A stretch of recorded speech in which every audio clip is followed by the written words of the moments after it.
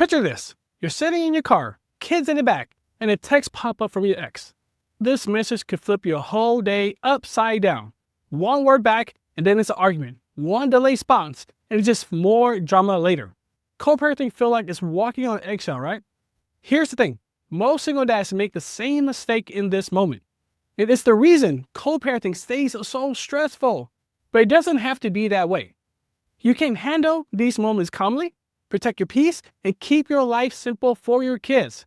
I've been there. The arguments, the tension, the feeling like you're always on edge. But I found ways to make it easier, calmer, and better for my kids. In this video, I'm going to share what actually works when co-parenting feels impossible. Co-parenting is one of those things nobody prepares you for. When you split up, you think the hardest part is over.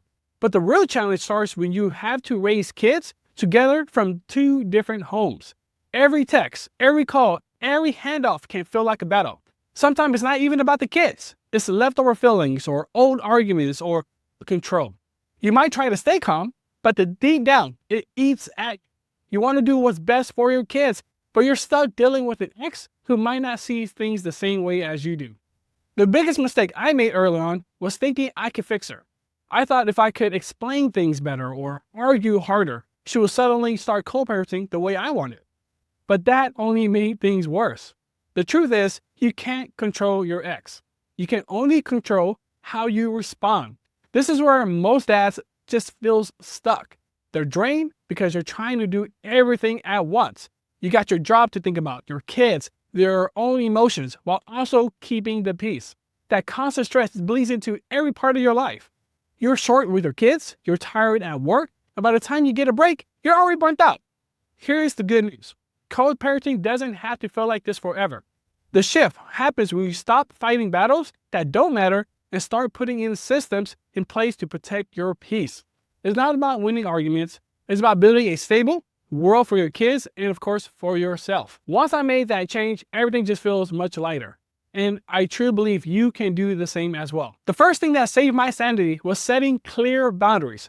Boundaries aren't about controlling your ex. They're about protecting yourself and your kids.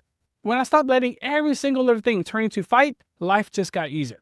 I realized I didn't have to respond to every text right away. I didn't have to over-explain myself again and again. One of the best rules I made was keeping all conversation kid-focused. If it wasn't about the kids, I did not engage. I kept my messages short, clear, and neutral as possible. No emotions, no extra words that can be twisted. So for example, instead of writing a long text, I say, pick up, it's 6 p.m., let me know if anything changes. That's it. Short and calm. And I know other dads are using custody apps when things get messy. So apps like Our Family Wizard or even shared calendars cut down on arguments. Everything is documented, so there's no weird back and forth going on. The hardest part, of course, is sticking to your own rules. At first, I slipped up.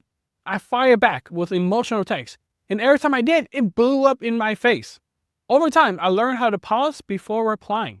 Sometimes I even write the angry message, delete it, and then send the short version. When you create boundaries, you're not only protecting your mental health, you're setting the tone. You show your kids that even in tough situations, you're going to stay calm and in control.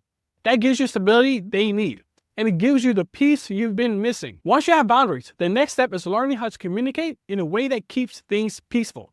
Most fights in co-parenting come from how things are said, not just what's said. Early on, I used to send texts when I was frustrated.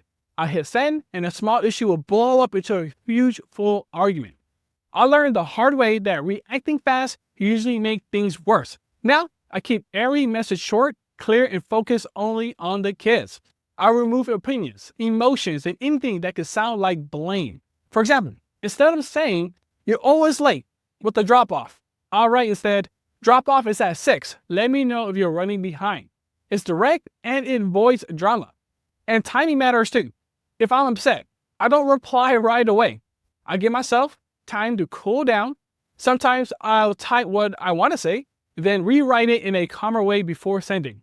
And here's another tip, is to stick to one topic per message. Don't pile on multiple complaints or questions in one go. When you send 3 points, it gives them 3 chances to argue back. So you want to keep it simple. Finally, document everything that gets complicated. Apps or email threads, make sure they're always a record. This isn't about being petty. It's about protecting yourself and keeping communication professional. When you handle communication this way, the drama slowly fades away. You stop feeding the fights, and over time, your ex learns you're not going to play that game anymore. That's when things slowly start to calm down for you and for your kids. At the end of the day, co-parenting isn't about you or your ex. It's about the kids. They didn't ask for this. They need both parents to put their needs first. When I shift my focus to what's best for my daughters, my decision became a lot more clear. One of the biggest changes I made was supporting their relationship with their mom, even when it's hard. I never talk bad about her in front of them. Kids pick up on everything, by the way.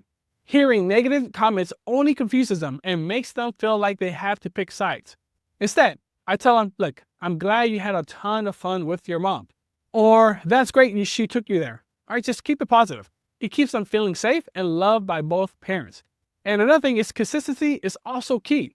Kids thrive on routine, so I keep their schedule steady between both homes.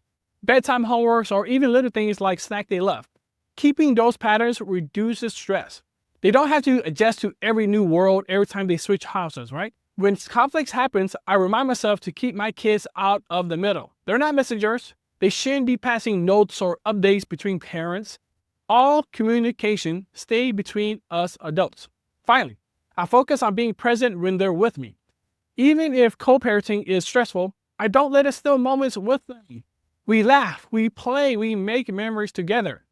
That's what they're going to remember the most. Not the arguments, but the love and stability I give them. Putting kids first isn't just a phrase. It's a daily choice that helps you rise above the drama and create a home where they feel secure. The last piece that makes co-parenting work is, of course, your mindset. You have to have all of the boundaries and strategies in place, but if you're burnt out and angry, it will spill over. I used to carry every argument like a weight on my shoulder. It drained me and it made me short with my kids. I had to change how I saw things. First, I stopped expecting my ex to change. That's a battle I just can't win. Instead, I focus on what I could control. My reactions, my routines, my energy. I started journaling at night to just clear my head. I started adding small walks and short walks and workout to release stress. Even 5 minutes of deep breathing before replying to a message helped me stay calm. Support also made a huge difference. So for a long time, I tried to do everything alone. I thought being alone would make me stronger or meant handling everything by myself. But the truth is, you don't have to carry everything by yourself. Talk to other dads who are in the same position, who understands changes everything. You realize you're not weak for needing help. You're stronger for seeking it. That's why I stay connected with a community of single dads. We share tips, we vent when things get tough, and we celebrate wins together. When you take care of your mindset and you surround yourself with the right people, you're going to stop surviving, man. You're going to start winning. So you're going to start feeling in control again. Your kids notice that change too, and that's what matters most. Co-parenting doesn't have to run your life. The key is simple. Set boundaries that protect your peace, keep communication short and calm, always put your kids first, do not try to change your ex, and focus on how you're going to respond back. Build routines that keep things steady for your kids and protect your energy as well. Take care of your mindset with small daily habits and lean on support from other dads. When you do this, the drama fades away and co-parenting becomes manageable. But you don't have to do this alone.